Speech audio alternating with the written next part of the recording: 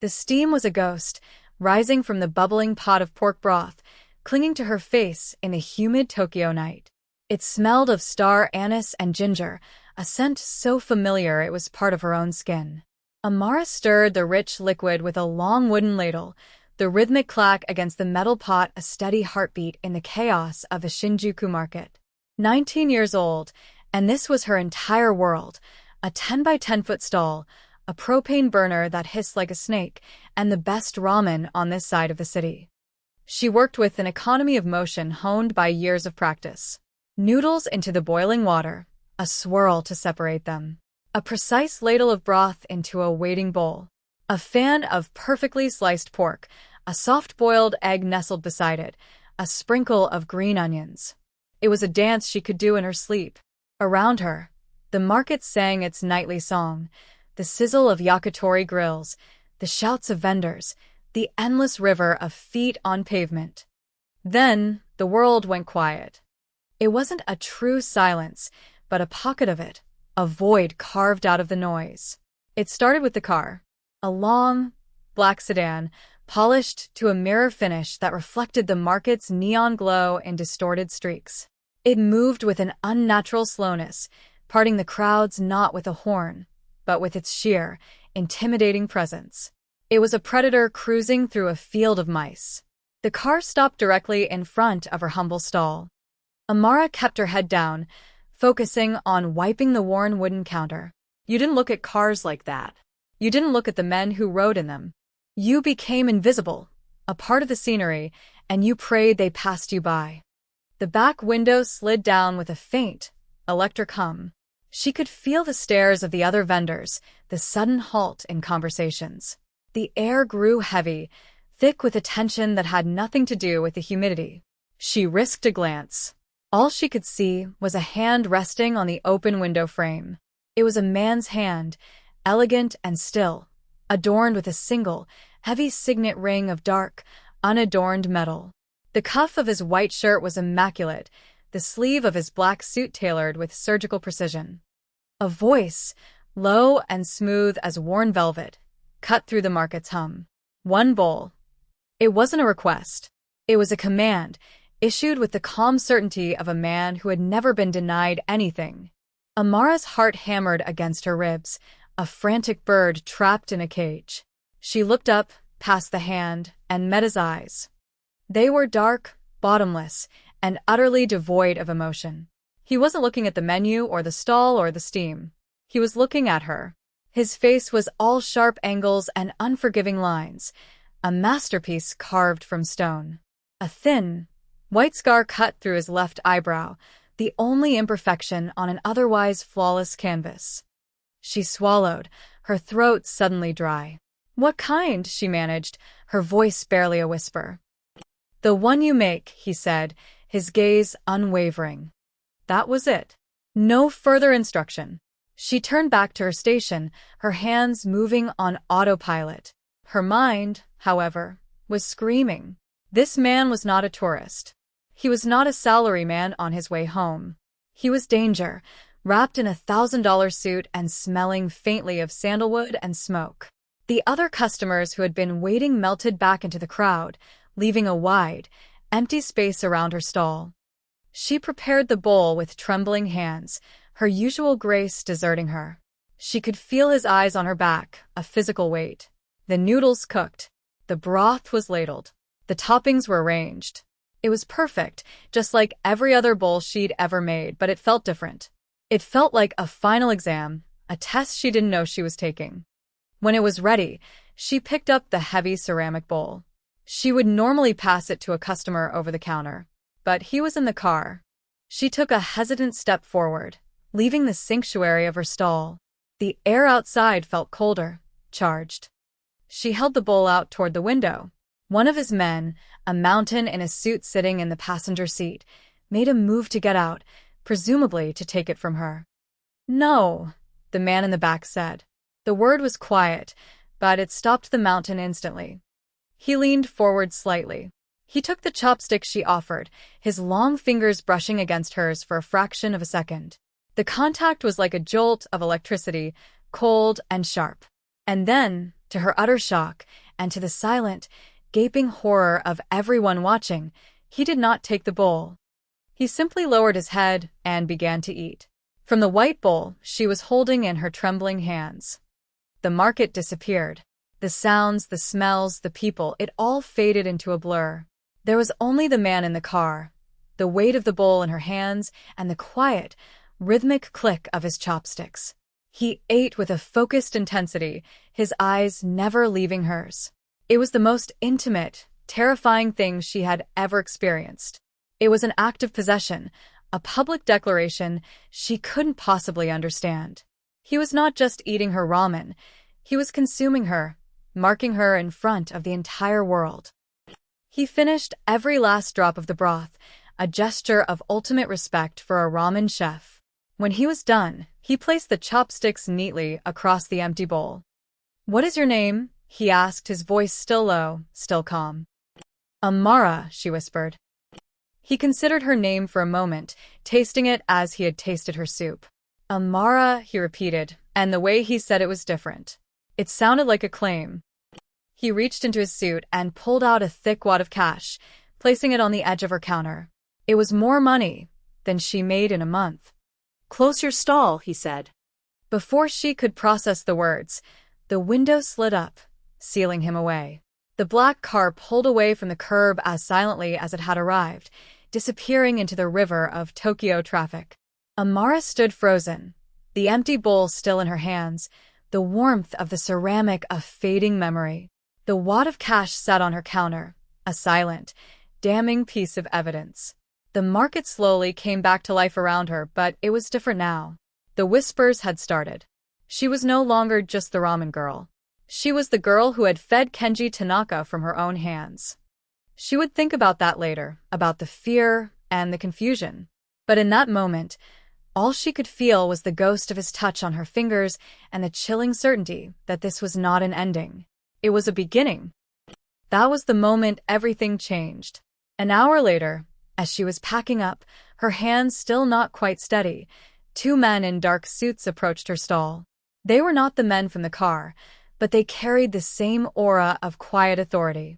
They didn't threaten her. They didn't raise their voices. They simply stood there.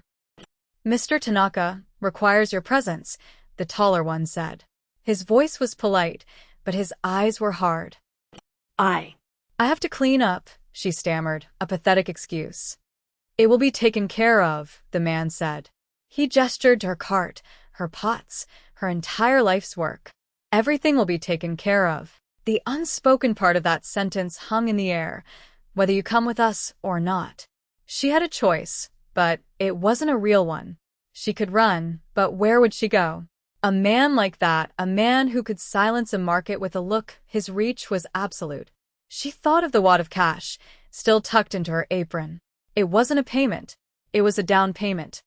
She untied her apron, her movements stiff. She placed it on the counter. She took one last look at the stall that had been her sanctuary, and then she walked away from it, flanked by two silent men who led her to another black car. The life she knew was over. She was being taken. The penthouse was a cage of glass and steel, perched high above the glittering expanse of Tokyo. It was beautiful and sterile, a silent world of polished marble, minimalist furniture, and a view that stretched to eternity. It felt less like a home and more like a museum exhibit on wealth and power. Amara stood in the center of the vast living room, feeling small and out of place, her worn jeans and t-shirt a stark contrast to the stark luxury surrounding her. He was standing by the floor-to-ceiling windows, his back to her, a glass of amber liquid in his hand. He hadn't spoken since she'd been brought in, escorted by silent men who had melted away as soon as he was in sight. The silence in the room was a living thing, heavy and watchful. "You have questions," he said, not turning around. It wasn't a question. "Where am I?" she asked, her voice steadier than she felt. "My home. Why am I here?" He finally turned, his dark eyes pinning her in place from across the room. He moved like the room owed him space. "Because your ramen was familiar." That was not the answer she expected. Of all the terrifying possibilities that had been racing through her mind, The quality of her broth was not one of them. Familiar? He walked toward her, his steps silent on the marble floor. He stopped a few feet away, close enough for her to smell that scent of sandalwood and smoke again. My mother used to make a broth like that. Rich. A little sweet from the mirin. She was not a good cook. It was the only thing she ever made that tasted of home. He looked past her, his gaze distant, and for a fleeting second, the cold mask slipped. She saw something else in his eyes, a flicker of old pain, a wound that had never properly healed. It was a vulnerability so profound and so quickly hidden that she almost thought she'd imagined it. The shame he carried for something he could not prevent. "She died when I was a boy," he said, his voice flat, all emotion carefully scrubbed from it. "She was taken from me because of who my father was, because of who I would become." That is when she made the mistake of looking up, truly meeting his gaze. She saw the truth of it. The ramen hadn't just been a meal. It had been a memory, a ghost. And somehow, he had decided she was the keeper of it. "I can't eat," he said, the admission so quiet she barely heard it. "The doctors call it a symptom of stress. My chefs prepare feasts. I taste nothing. For 20 years, food has been ash in my mouth." He took a step closer. "Until tonight. Tonight I ate. And I felt peace." The air crackled. The danger escalated. It wasn't about her ramen anymore. It was about what she represented. A cure. A comfort. A possession he had no intention of giving up. The first sign of the true danger came 3 days later. She had been a ghost in his glass cage, confined to the penthouse, with a silent housekeeper who brought her meals she barely touched. He was gone most of the time, a phantom presence in his own home. But that night he was there. The explosion rocked the entire building, a deep, guttural roar that shattered the panoramic windows. Glass rained down like glittering, deadly snow. Alarms blared, a piercing shriek that drilled into her skull. Amara was thrown to the floor, the marble cold and hard against her cheek. Before she could even register what had happened, he was moving. He moved through the chaos like it was his natural element, a predator in the storm. He grabbed her by the arm, his grip like iron, and pulled her to her feet.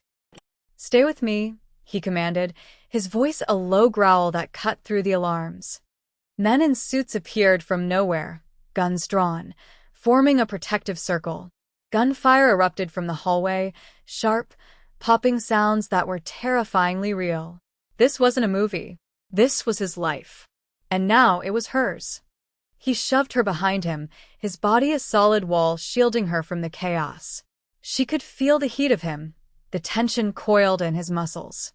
In the flashing emergency lights, she saw a slick of blood on his temple. A piece of flying glass had cut him. He was giving orders in a clipped, calm Japanese she didn't understand, his men responding with lethal efficiency. In the midst of the firefight, there was a lull. A chance. An open-service elevator, its doors pried open by one of his men. It was an escape route.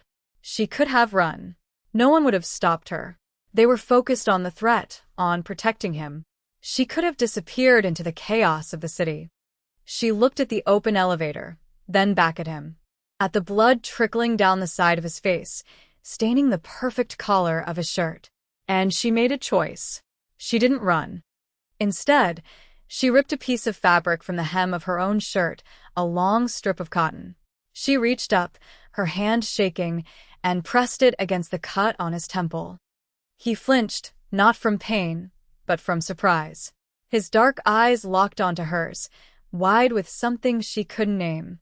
The gunfire, the shouting, the alarms, it all faded away.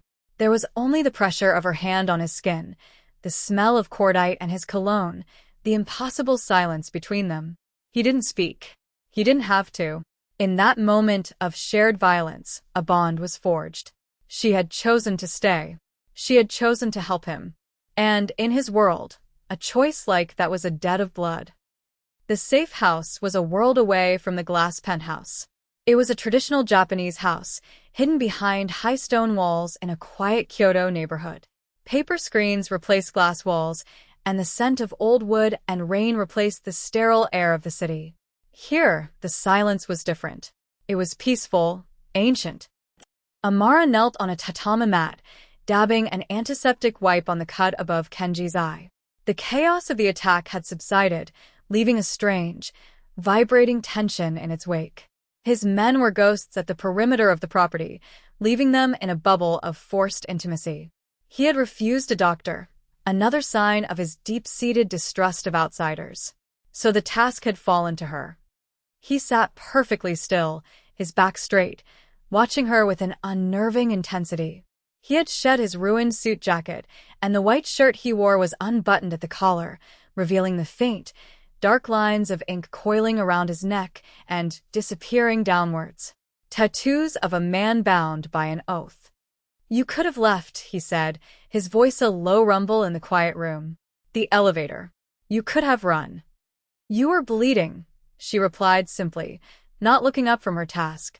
Her fingers were gentle as she applied a small bandage. "Many men bleed for me. It is their job.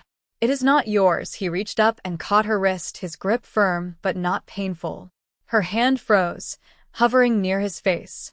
His thumb stroked the inside of her wrist, a slow, deliberate motion that sent a shiver through her. "Why did you stay, Amara?"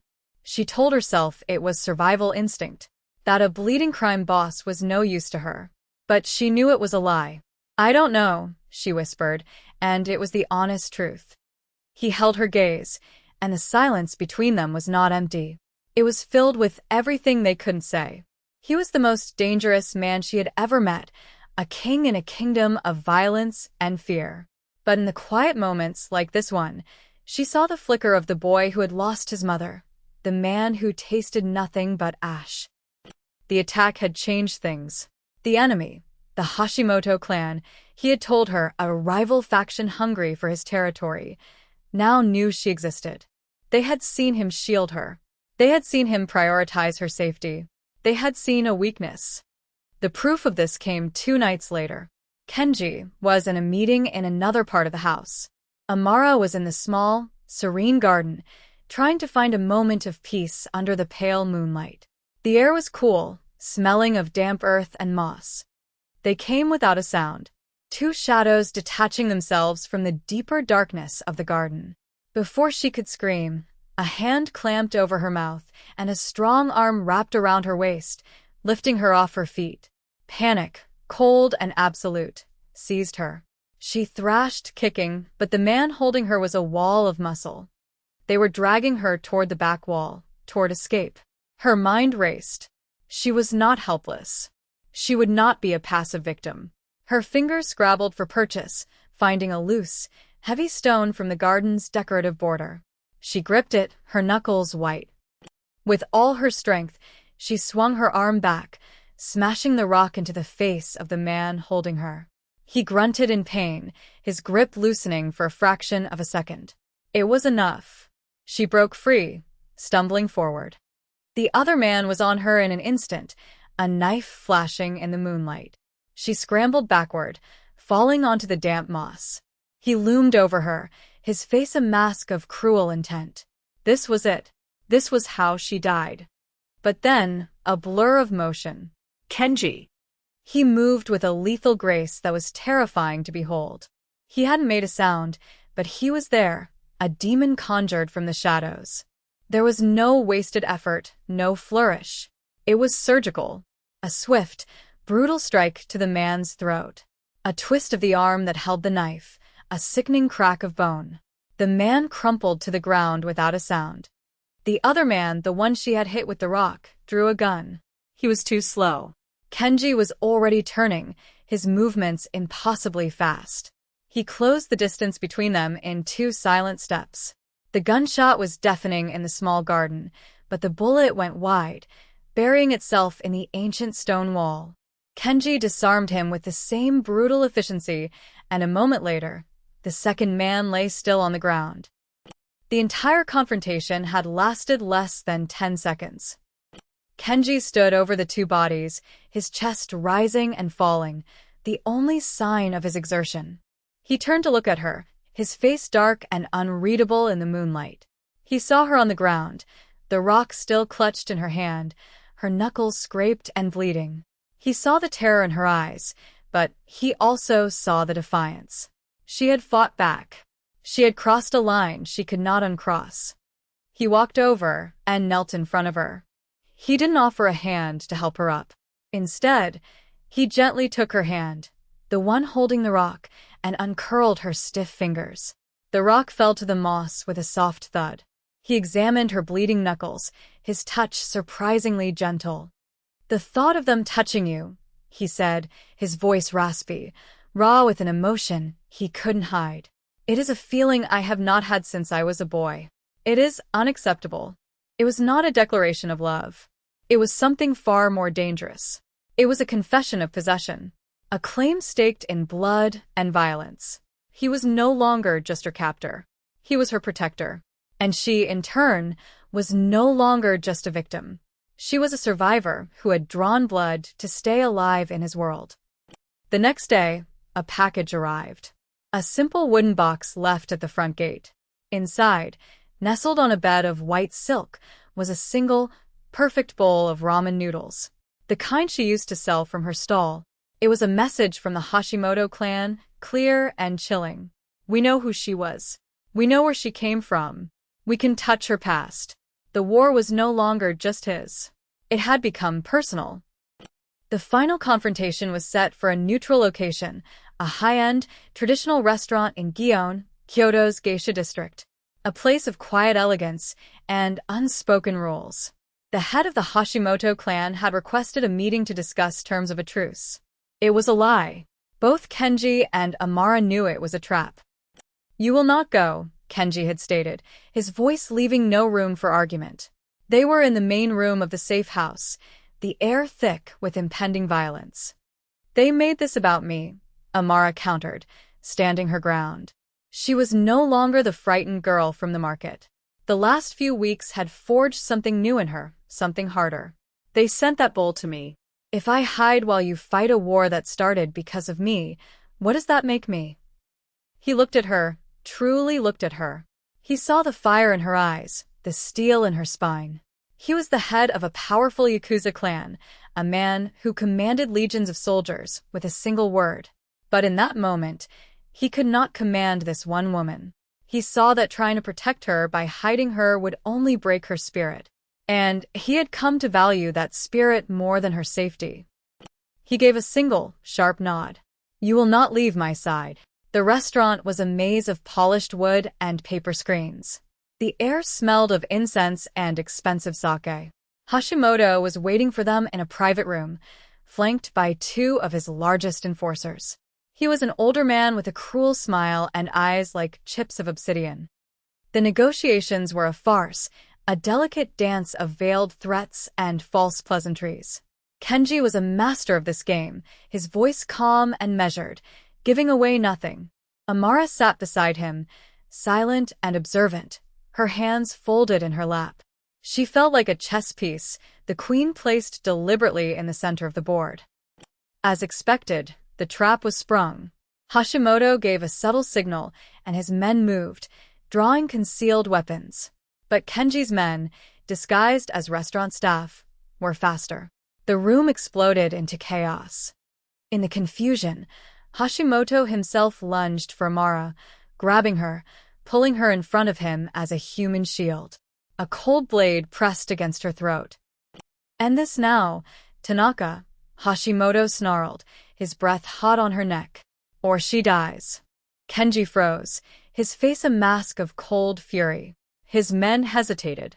This was the moment Hashimoto had wanted, the one variable he could control. But he hadn't accounted for Amara. She was not a soldier. She was not a killer. She was a cook. And she saw the room not as a battlefield, but as a kitchen. On the low table in front of them sat a heavy, cast-iron teapot full of boiling water for tea. She acted before she thought. She stomped down hard on Hashimoto's instep with her heel. As he grunted in pain, his grip momentarily slackening, she grabbed the heavy teapot with both hands. It was searingly hot, but she ignored the pain. With a desperate cry, she swung it around and slammed it into the side of his head. Boiling water and tea leaves splashed across his face. He screamed, a high, thin sound of pure agony, letting her go as he clawed at his scalded face. That was the opening Kenji needed. The end was swift and brutal. The threat of the Hashimoto clan was eliminated, not with a treaty, but with the sharp, final punctuation of violence. When it was over, the room was a wreck of splintered wood and still bodies. Kenji's loyal lieutenant, a man who had been with him for years, lay dead by the door. A cost had been paid. Nothing in this world was free. Kenji walked through the carnage and stood before Amara. She was trembling, her hands bright red and blistering from the teapot. She looked at him, her eyes wide with shock at what she had done. She had acted decisively. She had saved herself, and in doing so, had saved him. He didn't say thank you. He didn't comfort her. He simply reached out and took her burned hands in his, examining the damage. His touch was incredibly gentle. He looked from her hands to her eyes, and his next words were not for his men, or for the dead, but for her alone. "You are the mark of my world now," he said, his voice low and certain. "It suits you." It was not a compliment. It was an acknowledgement, a statement of fact. She was no longer an outsider. She was a part of it, marked by it, and in his eyes, she was magnificent. They didn't speak on the long, silent drive back to Tokyo, back to the glass penthouse that had once been her prison. The city lights blurred past the window, a river of diamonds. When they arrived, the broken windows had been replaced, the mess cleaned away. It was as if the attack had never happened. He led her not to the guest room she had been using, but to the master suite, a vast, minimalist space dominated by a low bed and another wall of glass overlooking the city. On a small table by the window sat 2 steaming bowls of ramen. It was her recipe. The rich pork broth, the perfectly sliced pork, the soft-boiled egg, the sprinkle of green onions. He had learned it, or he had ordered someone to learn it with perfect precision. He sat down at the table, his movements deliberate. He picked up his chopsticks. He looked at the empty seat across from him, and then he looked at her. He didn't ask her to stay. He didn't propose marriage or declare his undying love. He simply waited. The bowl of ramen was not just food. It was a question. It was a contract. It was the rest of her life, sitting there, steaming in a simple white bowl. Her hands throbbed with a blistering pain. Her old life was a ghost, a half-forgotten dream. In front of her was a man who was both a monster and a sanctuary, a world of violence and a strange, terrifying peace. She could walk away. The door was unlocked, but she knew, with an absolute certainty that settled deep in her bones, that she would never be safe or whole anywhere else. His world had claimed her, and she had claimed her place within it. Amara walked to the table, pulled out the chair, and sat down. She picked up her chopsticks. Across from her, Kenji Tanaka, the most dangerous man in Tokyo, began to eat.